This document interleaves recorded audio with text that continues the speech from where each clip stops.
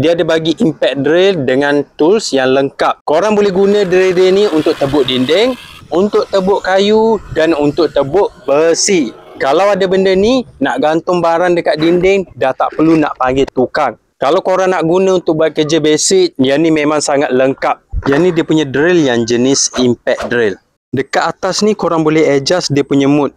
Belah sini untuk tebuk drill yang biasa, belah sini untuk mode impact. Kalau guna mode impact, dia akan pusing tebuk sambil ketuk bahagian kepala dia ni. Mode impact ni korang boleh guna bila nak tebuk dinding. Kalau mode drill ni guna bila nak tebuk kayu dan besi. Dekat sini boleh pusing untuk adjust dia punya speed. Bahagian sini untuk reverse dan forward. Dan bahagian sini untuk lock dia punya trigger ni. Dekat bahagian bawah ni dia ada kunci untuk lock chuck dia ni.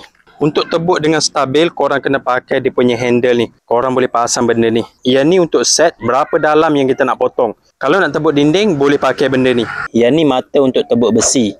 Kepala dia bentuk macam ni. Yang ni untuk tebuk dinding. Yang ni mata untuk tebuk kayu.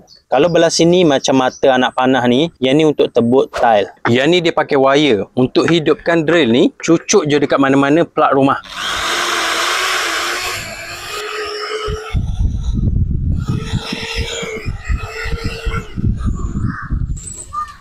Untuk tebuk kayu macam ni, bila korang tebuk, tak boleh tebuk terus direct. Kena tebuk dan angkat bagi habuk kayu ni keluar. Dan kalau boleh, korang jangan pakai speed tinggi untuk tebuk kayu. Sebab mata dia ni kalau terlalu panas, nanti dia akan cepat tumpul.